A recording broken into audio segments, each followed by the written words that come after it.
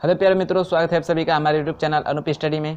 दोस्तों, आज की वीडियो में हम लोग लेसन नंबर 20 के जो बाकी टॉपिक्स बचे हैं उनके बारे में बात करेंगे। ठीक है, तो हम लोगों ने पिछले वीडियो में विद्युत सेल तक पढ़ा था, उसमें बात किए थे प्राइमरी सेल, द्वितीयक सेल क्या होते हैं। ठीक है, तो आज बात करेंगे हम लोग विद्युत सेल का विद्युत वाहक बल यानी विद्युत वाहक बल के बारे में। ठीक है, कि विद्युत वाहक बल क्या होता है। तो आप लोग को जनरली पता होगा जो विद्युत वाहक बल होता है, इसी के कारण किसी भी परिपथ में जो हमारी धारा होती है बहती है, यह धारा को क्या करता है, यह आवेश को प्रवाहित करने के लिए क्या करता है, प्रेरित करता है। क्या करता है, प्रेरित करता है। तो हम कह सकते हैं कि कोई चालक तार है, खुले, इसका दोनों सिरा है खुला है। ठीक है, ठीक है, तो इनके बीच किसी आवेश को, ठीक है, किन्हीं आवेश को प्रवाहित करने के लिए, ठीक है, इसको एक स्थान से दूसरे स्थान तक ले जाने के लिए जो कार्य करना पड़ता है, जो कार्य हमें करना पड़ता है, तो उसी को हम लोग बोलते हैं विद्युत वाहक बल। तो यहाँ हम बात कर रहे हैं सेल के विद्युत वाहक बल, तो कहेंगे कि सेल द्वारा, क्या कहेंगे, सेल द्वारा। ठीक है, सेल द्वारा किसी आवेश को, मान लीजिए Q आवेश है, किसी आवेश को प्रवाहित करने के लिए, ठीक है, प्रवाहित करने के लिए जितना कार्य करना पड़ता है उसे हम कहेंगे सेल का विद्युत वाहक बल। ठीक है, जितना कार्य करना पड़े, इस आवेश को प्रवाहित करने के लिए जितना आपको कार्य करना पड़े, कार्य क्या करेगा, वहीं जो सेल में ऊर्जा होगी, सेल में जो ऊर्जा है, ठीक है, वहीं तो कार्य करवाएगी उसी ऊर्जा द्वारा। तो जो सेल द्वारा जो ऊर्जा दी जाए या सेल द्वारा जितना कार्य किया जाता है Q आवेश को प्रवाहित करने के लिए, उसे ही हम बोलते हैं सेल का विद्युत वाहक बल। इसको हम डिनोट करते हैं किससे, तो E से डिनोट करते हैं। और E बराबर हमारा फार्मूला होता है, क्या होता है, W/Q। जो आपका विभव का फार्मूला है ना, सेम विभव का फार्मूला है W/Q, बस यहाँ पे आपको E रखना है। E क्या है हमारा, विद्युत वाहक बल है, विद्युत वाहक बल है। ठीक है, इसका जो मात्रक होता है सेम विभव जैसे मात्रक होता है, विभव का मात्रक क्या होता है, वोल्ट, तो इसका भी होता है वोल्ट, या क्या कर सकते हैं, जूल प्रति, Q का मात्रक होता है कूलाम, तो जूल प्रति कूलाम का ये या वोल्ट का ये। ठीक है, तो आपको ये फार्मूला याद रखना है इसमें कि जो विद्युत वाहक बल होता है सेल का W/Q होता है। इस फार्मूले से आप जो क्वेश्चन देगा सॉल्व करने के लिए वो कर सकते हैं। ठीक है, तो बात समझ में आई। विद्युत सेल का विद्युत वाहक बल क्या होता है। विद्युत वाहक बल के कारण वही जो करता है, आवेशों को प्रवाहित करने में प्रेरित करता है। ठीक है, उनको प्रवाहित करता है, इसी के कारण विद्युत धारा हमारे चालकों में बहती है। तो क्या होता है, या किसी खुले, आप ऐसे बता सकते हैं विद्युत वाहक बल के किसी खुले, दोनों सिरों जिसके खुले हैं किसी विद्युत चालक के, और इनके बीच Q आवेश को प्रवाहित करने के लिए जितना कार्य करना पड़ता है उसे हम विद्युत वाहक बल कहते हैं। और सेल का करना है तो सेल द्वारा किया गया कार्य हो जाएगा। Q आवेश को ही प्रवाहित करने के लिए जितना कार्य करना पड़ेगा सेल द्वारा, वह सेल की विद्युत वाहक बल कहलाएगी। उसका फार्मूला होता है E बराबर W/Q। ठीक है, इसका मात्रक आपसे पूछ सकता है, मात्रक किसका क्या होगा, वोल्ट या जूल प्रति कूलाम, ये आपको मात्रक याद रखना है। ठीक है, तो मात्रक आपसे पूछ सकता है। बात समझ में आई है। चलिए आगे हमारा है विद्युत क्षेत्र। तो विद्युत क्षेत्र मैंने जब विभव की परिभाषा बताया था उसी समय बताया था विद्युत क्षेत्र के बारे में। विद्युत क्षेत्र ये क्या होता है, विद्युत क्षेत्र तो ये ऐसा एरिया होता है, आवेशों का ऐसा एरिया होता है जिसमें किसी अन्य आवेश को ले जाएंगे तो वो विद्युत प्रभाव का अनुभव करता है। विद्युत प्रभाव मतलब आकर्षण या प्रतिकर्षण बल का अनुभव करेगा, ये हमने बताया था आपको।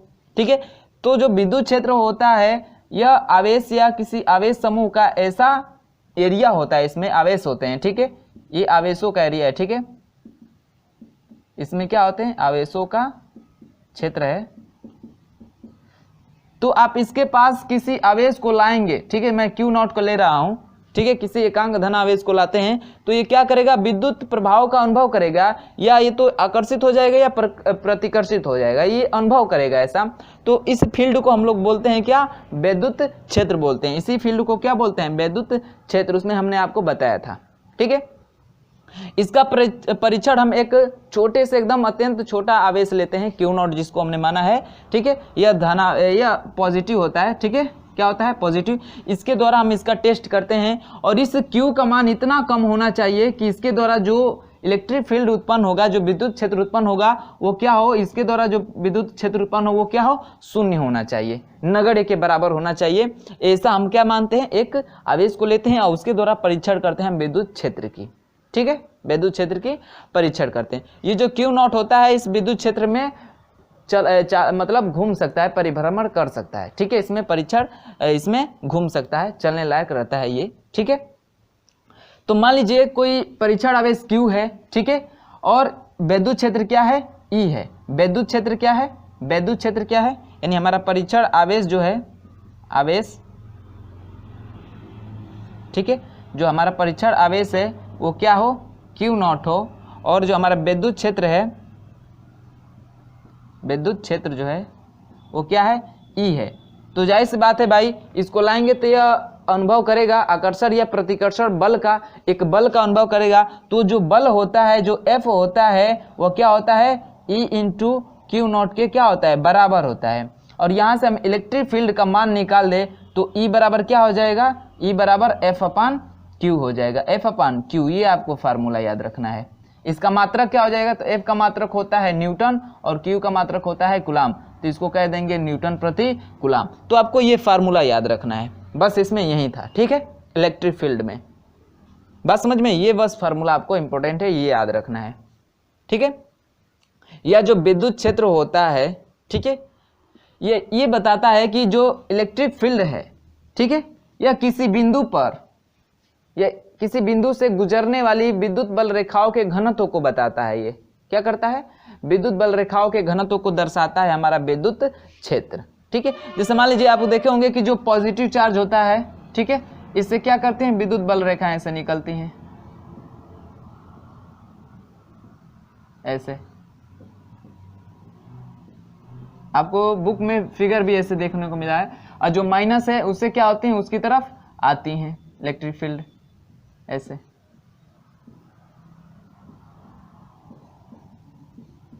ठीक है, तो इन आप दोनों चित्रों में देखेंगे तो जो ये आवेश है इसके पास ये जो विद्युत बल रेखाएं, इनका घनत्व क्या है, ज्यादा है। जैसे दूरी बढ़ रही है तो इनके बीच की दूरी क्या हो रही है, बढ़ रही है, यानी घनत्व कम हो रहा है, पास में क्या है, ज्यादा है। तो आप किसी आवेश के जितना नजदीक होंगे वहां पे विद्युत क्षेत्र का मान उतना ही ज्यादा होता है, जैसे उससे दूर होंगे विद्युत क्षेत्र जो उसका प्रभाव है उस आवेश पे कम पड़ेगा। ठीक है, तो जो आवेश जितना नजदीक होगा वो विद्युत प्रभाव का ज्यादा अनुभव करेगा, विद्युत क्षेत्र का ज्यादा अनुभव करेगा, और जो दूर रहेगा वो कम अनुभव करेगा। क्यों, क्योंकि जो बिंदु आवेश के जो नजदीक है, देखे हैं ये बल रेखाओं का जो घनत्व है, ठीक है, वो क्या है, ज्यादा है, जैसे दूरी बढ़ा रहे हैं तो कम हो रहा है, इसमें भी पास में ज्यादा है, दूरी बढ़ा रहे हैं तो कम है। तो ये कह रहा है कि जो इलेक्ट्रिक फील्ड होता है या किसी बिंदु से गुजरने वाली विद्युत बल रेखाओं के घनत्व को दर्शाता है। क्या करता है, घनत्व को दर्शाता है। ठीक है, तो आप ये बात समझ गए। आगे आपका एक टॉपिक बचा है, बस आपसे ये देखिए, इन दोनों टॉपिक से ये फार्मूला नोट करना है और एक ये दो फार्मूले आपको नोट करना है। ठीक है, इसका मात्रक याद रखना है, विद्युत क्षेत्र का मात्रक यहाँ से न्यूटन प्रति कूलाम होता है, और इसका मात्र वोल्ट होता है जो विभव का मात्रक होता है। ठीक है, या जूल प्रति कूलाम होता है। बात समझ में आई है, तो इसको नोट करिएगा। और बचा है आपका एक टॉपिक गोली आवेश, इसको समझते हैं। ठीक है, और उसके बाद से लेसन की थ्योरी समाप्त हो जाएगी, तो इसका न्यूमेरिकल सॉल्व करेंगे। क्या करेंगे, न्यूमेरिकल सॉल्व करेंगे। तो आप इसको नोट करिएगा। चलिए, लास्ट टॉपिक है हमारा गोलीय आवेश। गोलीय आवेश, गोलीय आवेश क्या होता है, तो आप एक मान लीजिए गोला ले लीजिए। ठीक है, और उस गोले को हम आवेशित किए हैं। ठीक है, एक गोला है, हम इसको आवेशित किए हैं।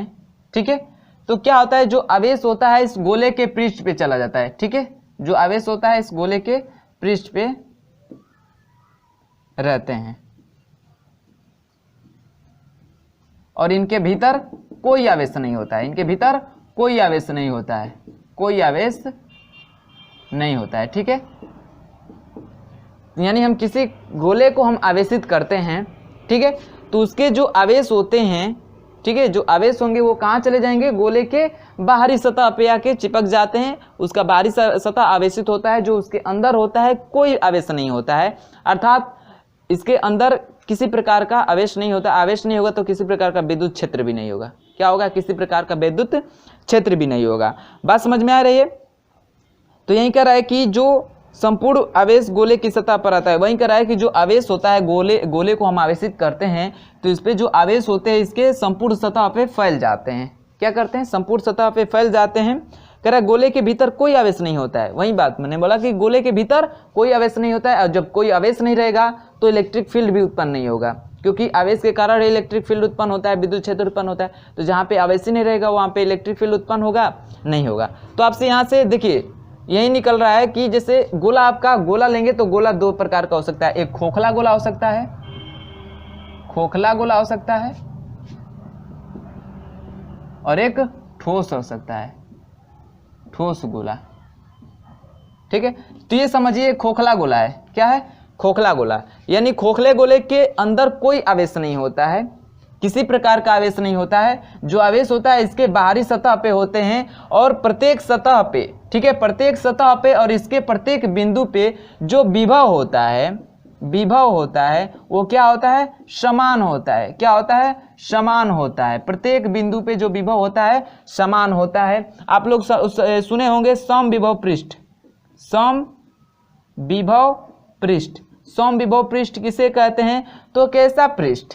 एक ऐसा पृष्ठ जिसके हर एक बिंदु पे जो विभव होता है, विद्युत विभव, वो समान होता है, उसे हम लोग बोलते हैं सम विभव पृष्ठ। तो ये जो गोला होता है, गोली आवेश जो होता है, इसका जो सतह होता है वो सम विभव पृष्ठ होता है। उसके हर एक बिंदु पे जो विभव होता है समान होता है। क्या होता है? समान होता है। बात समझ में आई है? चलिए, कह रहा है कि यदि हम r त्रिज्या के गोले पर q आवेश है तो सतह पे, यानी ये जो गोला है इसकी त्रिज्या हम क्या ले ले? r ले ले। यानी जो हमारा गोले हैं इसकी त्रिज्या हम क्या ले ले? r ले ले, और इसके सतह पे q जो आवेश हैं उनको ले ले।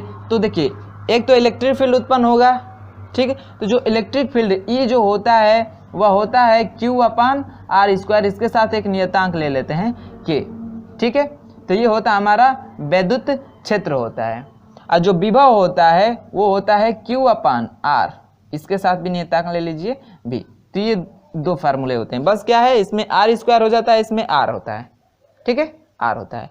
r क्या हमारी त्रिज्या है, Q क्या है, आवेश है, और K क्या है, हमारा नियतांक है। जो K है यहाँ पे वो क्या है, नियतांक है, नियतांक है।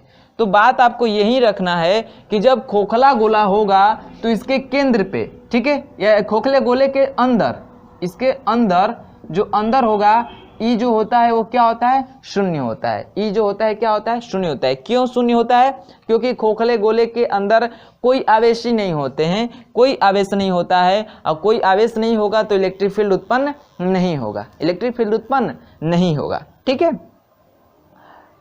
कह रहा है कि यही कह रहा है कि यदि जो गोला हो ठोस हो, क्या हो, ठोस हो, गोला क्या है, ठोस है, तो ठोस होगा तो सिर्फ इसके केंद्र पे, जो इसका केंद्र होगा ना, केंद्र, इसके केंद्र पे जो E का मान होगा सिर्फ शून्य होगा।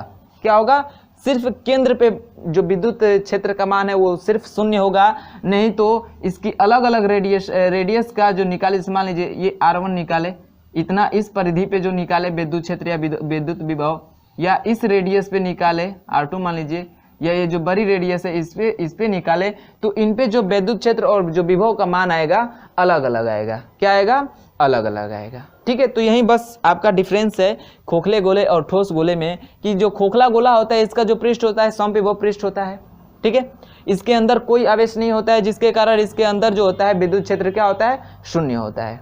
विद्युत क्षेत्र क्या होता है, शून्य होता है। इसका विद्युत क्षेत्र और विभव कैसे निकालेंगे, तो ये आपका फार्मूला दिया गया है कि यदि कोई गोला है उसका त्रिज्या r है और q आवेश है उस पर, तो जो विद्युत क्षेत्र होगा KQ/r² होता है, और जो विभव होता है KQ/r होता है। K क्या है, हमारा नियतांक है, r क्या है, त्रिज्या है, q क्या है, आवेश है। करे यदि यही ठोस गोला हो जाए तो सिर्फ इसके केंद्र पे, इसका जो केंद्र होता है सिर्फ वहीं पे विद्युत क्षेत्र क्या होता है, शून्य होता है, नहीं तो उसके बाद से कोई कितना भी रेडियस का, कितना भी त्रिज्या का यदि कोई गोला खींचे तो उसकी जो परिधि पे विद्युत क्षेत्र और विभव का जो मान होगा वो अलग अलग होगा। इसके लिए R1 के लिए अलग विद्युत क्षेत्र अलग विभव होगा, R2 के लिए अलग विद्युत क्षेत्र अलग, ठीक है, इसके लिए अलग। तो जितनी रेडिएशन का निकालेंगे उसका विद्युत क्षेत्र और विभव जो होगा अलग अलग हमें ज्ञात होगा। ठीक है, तो बात समझ में आई है गोली आवेश क्या होता है। तो बस यही आपका टॉपिक था, इसके साथ ही लेसन ये समाप्त हो जाता है। बचा इसका महत्वपूर्ण तथ्य, तो इसको आप लोग एक बार देख लीजिएगा सरसरी निगाहों से। उसके बाद से बात करेंगे अगले वीडियो में इसके न्यूमेरिकल की। तो उम्मीद करता हूँ कि आपको वीडियो पसंद आया होगा, अच्छा लगा होगा तो लाइक कर लीजिएगा और अपने दोस्तों में शेयर कर लीजिएगा। और जितने लोग भी चैनल पे नए होंगे वो चैनल को सब्सक्राइब करके हमारे साथ जुड़ जाएगा, ताकि रोज़ हमारी और आपसे मुलाकात हो सके। तो चलिए मिलते हैं अगले वीडियो में इसके न्यूमेरिकल के साथ, तब तक के लिए बाय बाय, धन्यवाद।